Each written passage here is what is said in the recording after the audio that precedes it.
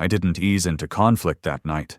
Conflict arrived wrapped in red and blue lights screaming against the winter sky, while I stood in my own yard watching patrol cars slide to a stop in front of my house. I already knew who called before the doors even opened, because only one person in this neighborhood is arrogant enough to believe 911 is her personal complaint hotline. The music wasn't loud. No one was fighting. Nothing was broken or burning, but HOA Karen had decided that if she couldn't control the party, she would try to control the police.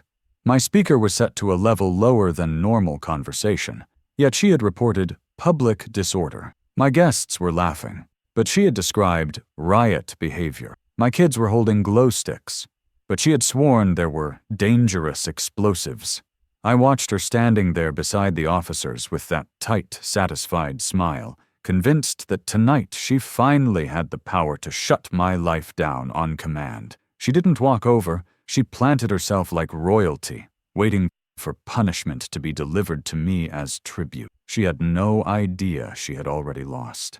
Before we move forward, drop a comment. Where are you watching from? The 10th sentence hung in the air only in my head. What followed in reality was her voice cutting through the cold like a serrated edge, talking over everyone as if oxygen itself belonged to her. She pointed at my house with her whole arm like she was directing artillery, telling the officers that our countdown party was destroying the neighborhood and that she, as HOA authority, demanded immediate shutdown. I didn't raise my voice because I didn't need to. All I said was that everything was within regulation, and then I let the truth do the work that yelling never could. The truth was written on permits, saved in emails, and documented on cameras, and it was about to dismantle her performance in front of the entire neighborhood. You could feel the crowd realizing it too, not with cheers, not with noise, but with that thick, silent anticipation people get when they sense karma pulling up a chair to watch. The countdown clock on my back fence read 11:56 p.m., and for a moment even the winter air felt suspended, like the whole street was waiting to see which would arrive first, midnight or consequences. I didn't stumble into this war with HOA Karen by accident. It was engineered by months of her circling my life like she owned the ground I stood on, convinced that her clipboard gave her jurisdiction over my oxygen. From the outside, our street looks peaceful, the kind of place realtors photograph in soft lighting. But beneath the decorations and tidy lawns is a woman who believes that joy must submit its paperwork to her before being allowed to exist.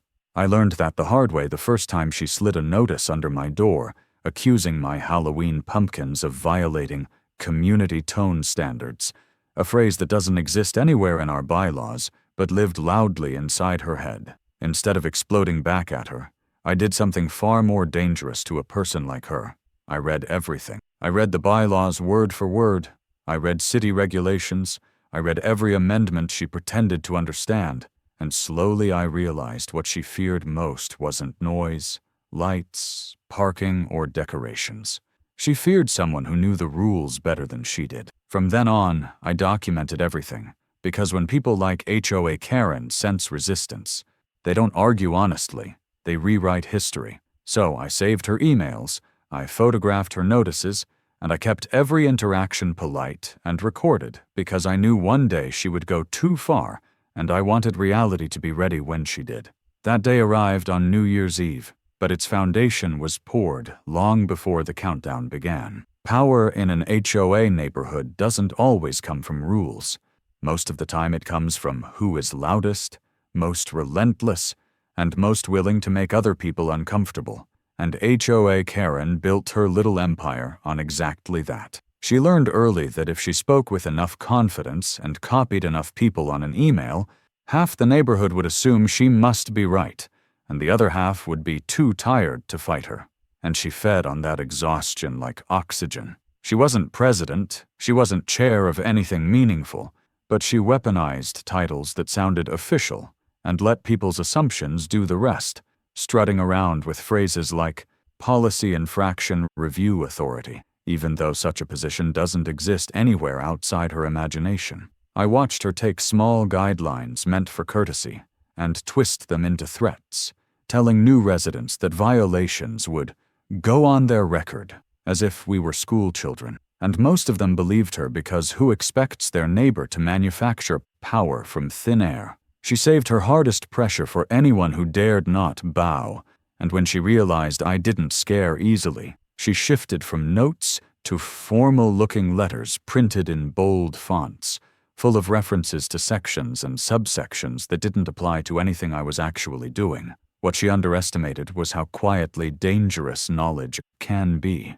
I didn't argue, I didn't shout, I didn't match her theatrics.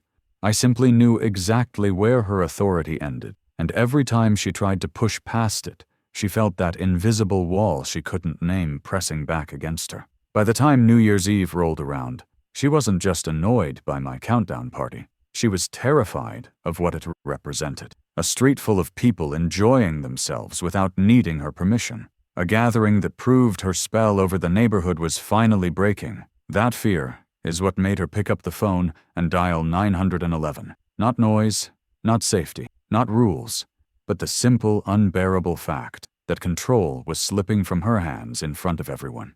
The biggest mistake HOA Karen ever made was assuming that because she talked the loudest, nobody else bothered to keep receipts. But I had been collecting reality piece by piece long before the sirens showed up. I'm not dramatic by nature. I'm thorough, and thorough people are terrifying to someone who survives on bluster. Every email she sent dripping with faux authority, every notice she taped to my door, every time she tried to corner me with rules she barely understood, I documented it all without fanfare. I learned to screenshot faster than she could delete, and to forward messages to myself just in case she tried to rewrite the past later, because Karen's favorite weapon wasn't rules, it was revision. When New Year's Eve planning started, I made it airtight on purpose. I notified neighbors, logged responses, measured speaker volume, checked firework timings with city guidelines, and printed copies of everything so that if she chose conflict, she'd be walking straight into a wall of her own contradictions. It wasn't paranoia, it was pattern recognition, because people who misuse power don't stop on their own. They stop when they meet something they can't bend. When officers arrived that night, and she jumped into her exaggerated monologue about riot conditions and neighborhood endangerment, I didn't interrupt her. I let her talk. I let her stack claims as high as she pleased, and when she finally paused for validation, I calmly laid out the truth she never expected to be challenged with. Decibel readings, written permission acknowledgments, camera footage showing an organized event with children playing and adults talking at normal volume, printed bylaws highlighting the exact sections she had distorted for months, now illuminated in black and white for someone other than her to read. I watched the officer's expressions shift in slow realization as her narrative cracked and fell apart under the weight of evidence. Even better was the crowd. Neighbors who had stayed silent for years began stepping forward, not aggressively, just honestly, confirming that this was not the chaotic disaster she'd described, that this wasn't the first time she had escalated something minor into a power play. Karen's confidence wilted the second she realized this wasn't a private stage where she could perform her authority without challenge. This was documented, witnessed, recorded reality, and it didn't belong to her.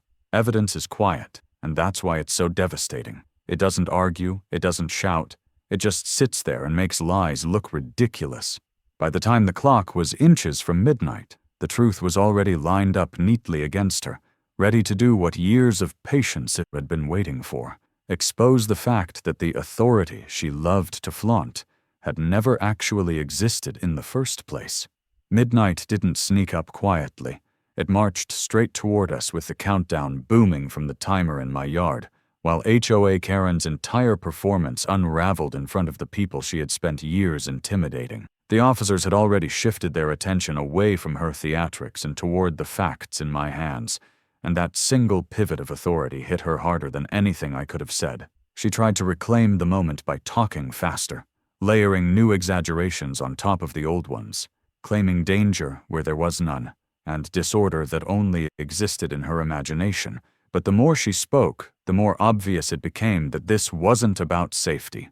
It was about control slipping out of her grip in real time. I answered the officer's questions calmly, every response backed by proof. and their tone changed from cautious to certain as they realized she had dragged emergency services into a personal grudge because she couldn't stand seeing a neighborhood happy without her permission. Neighbors stood still, not cheering, not taunting, just watching, and that silent audience was the thing she couldn't handle. She was used to winning in rooms where no one pushed back, where people just nodded to avoid conflict, but tonight, no one was sheltering her from consequences, and every phone lifted in the air carved that realization in deeper. The countdown reached 10, 9, 8, and the officers delivered the line that broke her image clean in half. The party was within legal limits and would not be shut down. She froze as if someone had cut the wires that animated her, and the look on her face in that moment said everything words didn't need to. Fireworks erupted. Cheers ripped through the cold air, music swelled, and she stood there trapped between siren reflections and celebration, realizing she had turned herself into the spectacle she hoped to make of me. The new year arrived, and nobody was looking at me anymore. Every eye on the street was on her, the woman who called 911 on joy and lost the one thing she valued most, the illusion that she could still make this neighborhood kneel just because she wanted it to. The morning after the countdown didn't begin with shouting matches or door-slamming drama. It began with quiet determination and paperwork, the exact language HOA Karen never expected me to speak fluently. I woke up to messages from neighbors who had filmed everything, screenshots of her previous threats, and copies of emails she thought were forgotten, and I organized them with the same precision she had always pretended to wield. I filed formal reports with the city regarding the misuse of emergency services, attaching timestamps and videos so there would be no ambiguity about why the call was placed and how dramatically she had exaggerated reality to manufacture authority she didn't have. I drafted a detailed submission to the HOA board outlining her pattern of intimidation, fabricated citations, and harassment disguised as rule enforcement. And this time my words were reinforced not by emotion, but by evidence she couldn't shout over. Meetings were scheduled without her controlling the agenda, and for once she was the subject instead of the accuser, sitting stiffly while phrases like abuse of position, pattern of harassment, and false reporting were read into the record with the same seriousness she used to reserve for other people's trash can placement. I didn't gloat, I didn't smirk, I didn't bask in the reversal. I simply answered questions directly, provided documentation when asked, and let her watch the systems she had twisted finally click back into place around her. Retaliation wasn't rage, it was precision, and the calmness of it is what broke her more than any argument could have. The same neighbors she once silenced now spoke freely, their voices steady, describing years of pressure they had endured because it was easier than fighting back. And with every testimony, the foundation of her manufactured power eroded further. What she felt in that room wasn't just embarrassment. It was recognition that she no longer controlled the narrative, that people had learned the one thing she never wanted them to learn: how to say no to her without fear. By the time the board finished, the titles she loved to hide behind felt flimsy even to her, and she finally understood that dialing 911 hadn't restored her authority. It had placed it under investigation. Consequences didn't arrive with fireworks. They arrived in plain envelopes and short statements delivered without drama, and that quietness is what made them permanent. The HOA issued formal reprimands restricting her involvement. City officials followed up on the misuse of emergency services complaint, and suddenly the clipboard she once carried like a weapon looked like a prop even to her. The neighborhood shifted without ceremony. Conversations no longer stopped when she walked by. Nobody rushed to adjust decorations at the sight of her car, and the invisible fear she once fed on evaporated without anyone announcing its departure. I would see her sometimes standing behind half-closed blinds, watching the same street she used to command continue existing effortlessly without her permission, and there was no speech she could give to pull that control back because the silence itself had already judged her. I didn't celebrate because there was nothing left to win. The victory had come the minute people stopped believing she had power just because she said she did. New gatherings happened, lights went up, laughter returned, and the memory of patrol cars on New Year's Eve faded into a story people told with a quiet shake of the head, rather than anger. She still lives here, but the role she wrote for herself is gone, and what remains is a woman who learned too late that control built on intimidation collapses the moment truth stops playing along. The ending didn't need confetti, apologies, or final confrontations. It arrived softly in the form of indifference, the most humiliating outcome she could have imagined, and in that stillness the lesson settled permanently. She dialed 911 to control a countdown, and when midnight came, the only thing that disappeared was the authority she thought she had.